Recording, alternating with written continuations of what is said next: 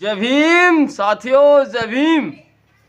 और साथियों, इस वीडियो को स्किप मत करना प्लीज़, ये ज़रूर सुन के जाना जो मैं आपको सुनाना चाहता हूँ, जो बहुजनों के लिए खासकर बहुत ज़रूरी है। आज बहुजनों की जो जीवन यात्रा है, यानी जो जीवन जी रहे हैं, वो कमज़ोरी की तरफ हम लोग कमज़ोर होते चले जा रहे हैं। और साथियों, कमज़ोर क्यों होते चले जा रहे हैं, यही तो हमें जानना बहुत ज़रूरी है कि सही हाथों में नहीं आई है, सही हाथों में नहीं आई है अभी देश की ये सत्ता। और मर्डर दूर की बात रही है, हिल नहीं सकता एक पत्ता।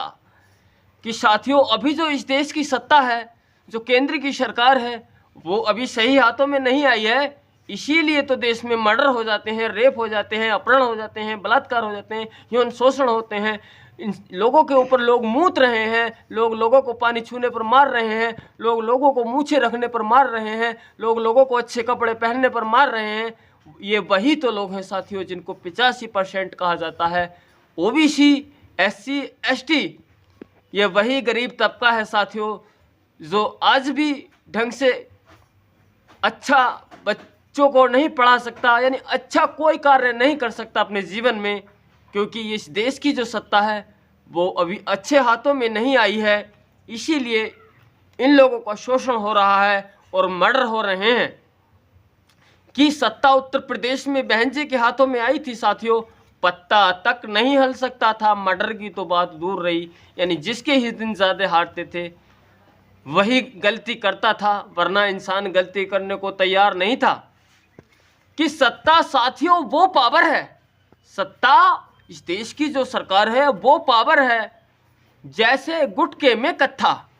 कि साथियों, इस देश की जो सत्ता है वो ऐसे मानो जैसे गुटखा में अगर कत्था न लगाया जाए तो गुटके में टेस्ट नहीं बनता, गुटखा अच्छा नहीं लगता। ऐसे ही जब तक बहुजनों की सत्ता इस देश में नहीं आ जाती तब तक इन बहुजनों का जीवन अच्छे से नहीं चलने वाला। कि सत्ता साथियों वो पावर है जैसे गुटके में कत्था, और पढ़े लिखे सब करे तरक्की, होनहार हो हर बच्चा। कि साथियों, सत्ता वो है, वो मास्टर चाबी है इंसान के जीवन की, इन SC, ST, OBC समाज के लोगों की। वैसे तो OBC समाज वो समाज है जो किसी के भी बहकावे में आ जाता है। वो कभी बीजेपी को अपना वोट करता है, कभी कांग्रेस को अपना वोट करता है, कभी सपा को अपना वोट करता है। और यही होता आ रहा है जब से मैंने होश संभाला है, और आगे पता नहीं क्या होने वाला है। इसीलिए इन लोग आज तक भी तरक्की नहीं कर सके हैं, क्योंकि केंद्र में सत्ता इन लोगों की नहीं आ सकी है। लॉलीपॉप देने वाले, झूठे प्रलोभन वादे करने वाले अनेकों आते हैं, लालच देने वाले अनेकों आते हैं, मगर सत्ता बनने के बाद इनको हिस्सेदारी देने की कोई बात नहीं करता। इनको बात करती हैं तो केवल BSP बहन जी ने की है बात। हम लोग गलती करते हैं, बहन जी को वोट नहीं देते। हम लोग आज भी बहन जी को चमार समाज से समझते हैं, यही तो भूल कर रहे हैं। हम ये नहीं देखते कि हमको किसने अच्छा शासन दिया है, हमें कौन सुरक्षित रखने वाला है, हमको कौन हिस्सेदारी देने वाला है, हमको कौन भागीदारी देने वाला है, हमको कौन रोज़गार रोटी देने वाला है, हमको कौन चैन सुकून से जीने देने वाला है। कि साथियों, जब बहन जी की सत्ता आई थी उत्तर प्रदेश में, तो उत्तर प्रदेश का SC, ST, OBC ने बहुत तरक्की की, उसके बच्चे पढ़े लिखे आगे बढ़े। यहाँ शिक्षा इतनी नहीं थी।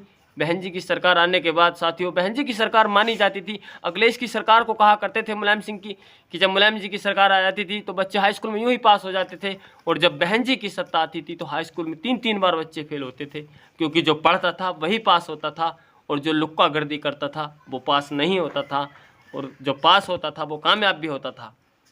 कि हर एक बच्चे का ध्यान यानी शिक्षा की तरफ जाए, ये बहुत ज़रूरी है। कि जांच परख मिले हिस्सेदारी, जांच परख मिले हिस्सेदारी, शासन वो सबसे अच्छा। कि साथियों, बहन जी ने सफाई कर्मी की नौकरी देकर, पुलिस की नौकरी देकर, बहन जी ने बहुत सारे ज़िले बनाकर, तहसील बनाकर, रोज़गार रोटी देकर लोगों को, किसानों को, मजदूरों को, किसी को तंग नहीं किया। उनकी सरकार में उत्तर प्रदेश में किसी प्रकार का न किसानों पर पुलिस का डंडा पड़ा, न युवाओं पर पुलिस का डंडा पड़ा, न किसी जाति बिरादरी वाले पर पुलिस का डंडा पड़ा, यानी किसी पर किसी प्रकार की आंच नहीं आई। सब मज़े से जिए। मगर इस देश का जो ये मनुवादी मीडिया है ना, ये मनुवादी मीडिया, ये जैसे ऐसी रट लगाता है, ऐसी रट पढ़ाता है हमारे लोगों को, ऐसी हवा चलाता है कि वो दिखाता है इंडिया और एनडीए की हवा चल रही है, इन दोनों का अच्छा रुझान चल रहा है, और बहन जी को नहीं दिखाता। वो कभी ये नहीं बताने की कोशिश करता कि इस देश को एक अच्छी दिशा में ले जाने वाली आयरन लेडी कुमारी बहन मायावती जी हैं।